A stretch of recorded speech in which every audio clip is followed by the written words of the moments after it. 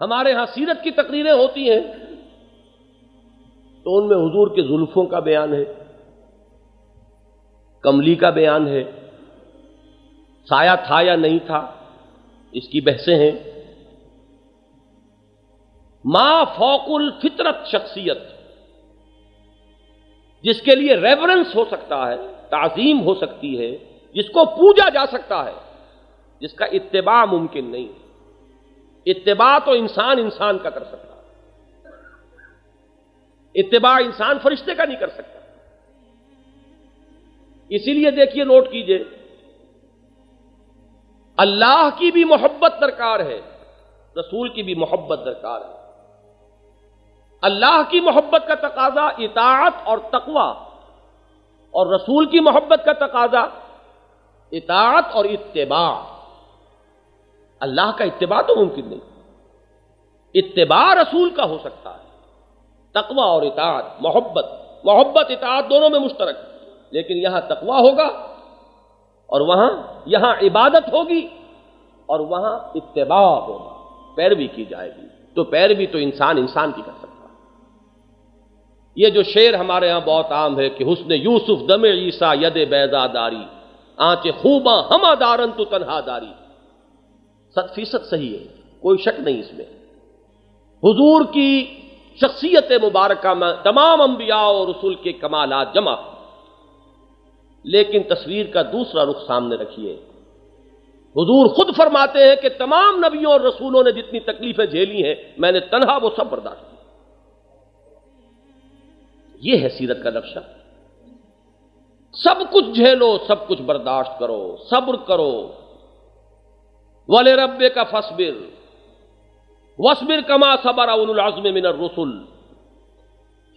فَاصْبِرْ وَمَا صَبْرُكَ إِلَّا بِاللَّهِ وَاصْبِرْ لِحُكْمِ رَبِّكَ وَلَا تَكُنْ كَصَاحِبِ الْحُوتِ۔ صبر کا حکم، جھیلو، برداشت کرو، گواہی دینی پڑے گی، تلواروں کی چھاؤں میں دینی پڑے گی، عین پتھراؤ ہو رہا ہو دینی پڑے گی، دامن احد میں دینی پڑے گی، خندق کا مرحلہ ہو دینی پڑے گی، گواہی دینی پڑے گی۔ 22 برس کی محنت شاقہ کا حاصل اللہ کے دین کی گواہی، قولاً عملاً۔ اور اب ایک نقطہ سمجھ لیجئے، بڑے فخر سے آپ کہتے ہیں ہمارا دین مکمل نظام ہے، یہ صرف عقائد کا مجموعہ اور رسومات کا مجموعہ نہیں ہے، لہذا اس کی گواہی جب عملاً دینے کا مرحلہ آیا تو اس کے لیے لازم تھا کہ اس پورے نظام کو عملاً قائم کر کے دکھا دیا جائے۔ یہ سارے مرحلے 23 برس میں طے ہوئے، اور اب محمد الرسول اللہ صلی اللہ علیہ وسلم نے خطبہ حجۃ الوداع میں ایک گواہی لی۔ یہ جو گواہی دی محمد الرسول اللہ صلی اللہ علیہ وسلم نے، اللہ کی توحید کی گواہی، اپنی رسالت کی گواہی، دین حق کی گواہی، قولاً بھی عملاً بھی، نجی سطح پر بھی اجتماعی سطح پر بھی۔ اب یہ ذہن میں رکھیے کہ حضور کی بعثت کے 2 رخ ہیں، یا 2 جز ہیں، یا 2 پہلو ہیں۔ ہم سب مانتے ہیں کہ حضور صرف عرب کے لیے رسول ہو کر نہیں آئے تھے،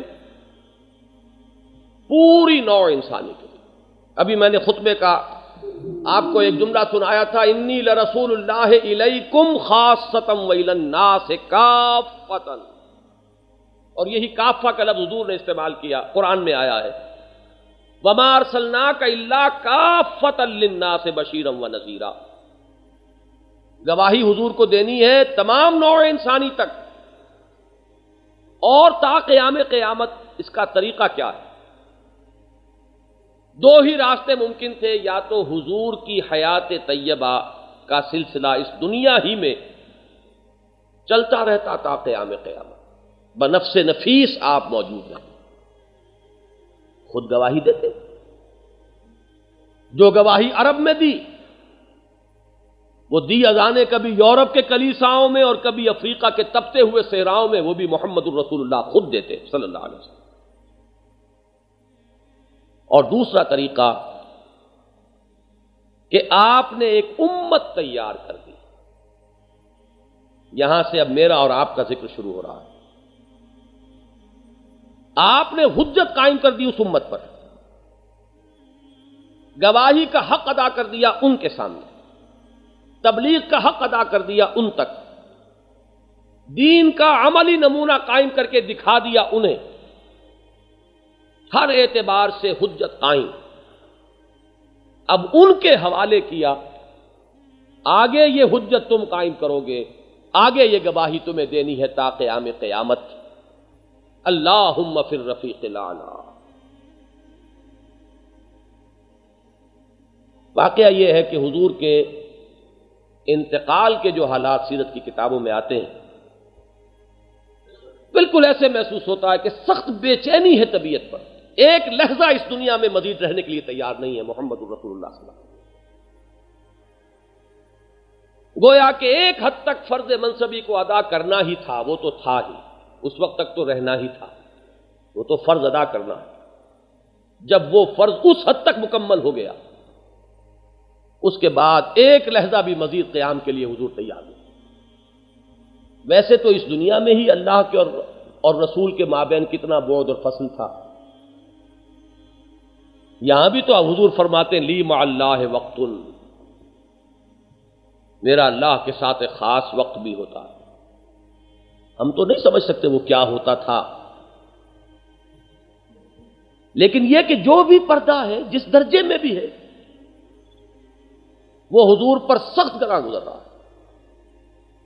چنانچہ جیسے ہی اندرون ملک کی حد تک مشن کی تکمیل ہوئی، خطبہ حجۃ الوداع میں حضور نے گواہی لے لی،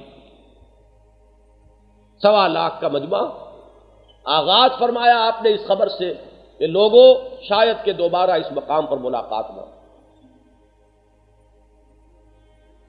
پھر خطبے میں اپنی تعلیم کے جو اہم نکات تھے ان کو دہرا کر سوال کیا حضور نے، الا هل بلغت،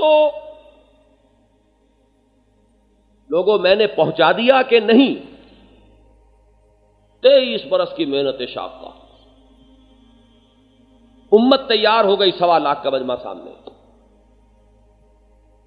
امت نے جواب دیا انا نشہد انک قد بلغت وادیت ونصحت۔ میں نے شاید پہلے بھی کبھی عرض کیا ہو، مجھے اس مقام سے خاص دلچسپی ہے۔ عام طور پہ ہم احادیث میں یہ دیکھتے ہیں کہ حضور جب کوئی سوال کرتے تھے تو صحابہ جواب دینے سے کنی کتراتے تھے، جیسے ایک با ادب شاگرد کا معاملہ ہوتا ہے۔ استاد سوال کیا کرتا ہے ذہن کو متوجہ کرنے کے لیے، یہ نہیں کہ آپ اپنی منطق بھگارنا شروع کر دیں فوراً۔ لہذا دوسرا، ہمیشہ پہلا سوال کا جواب جو ہوتا تھا، حضور کوئی سوال کرتے تھے اور صحابہ کا جواب ہوتا تھا اللہ و رسولہ عالم، اللہ اور اس کے رسول کو بہتر معلوم۔ پھر اگر آپ دہراتے تھے تو کچھ سوال مختصر، لیکن بہت مختصر۔ یہ طول کلام جو ہے یہ بھی سوء ادب بن جاتا ہے۔ یہاں معاملہ بالکل برعکس ہے، سوال ایک لفظ کا ہے ہل بلغت، اور جواب میں 3 انا نشہد انک قد بلغت وادیت ونصحت۔ ہاں حضور ہم گواہ ہیں، آپ نے حق تبلیغ ادا کر دیا، حق نصیحت و خیر خواہی ادا کر دیا، حق امانت ادا کر دیا۔ اور ایک روایت میں چوتھا لفظ بھی آیا ہے وَكَشَفْتَ الْغُمَّةَ أَدَّيْتَ الْأَمَانَةَ وَكَشَفْتَ الْغُمَّةَ، اور آپ نے تاریکیوں کو چھانٹ دیا، تاریکیوں کے پردے چاک کر دیے۔ 3 مرتبہ سوال، 3 مرتبہ جواب۔ اس کے بعد حضور نے ایک تو آسمان کی طرف نگاہ اٹھائی، انگشت شہادت سے یوں اشارہ کیا، پہلے آسمان کی طرف پھر لوگوں کی طرف، اللہم اشہد، اللہم اشہد، اللہم اشہد، اے اللہ تو بھی گواہ۔ میں فارغ ہوا، اس کو آپ انگریزی میں تعبیر کر سکتے ہیں سائی آف ریلیف،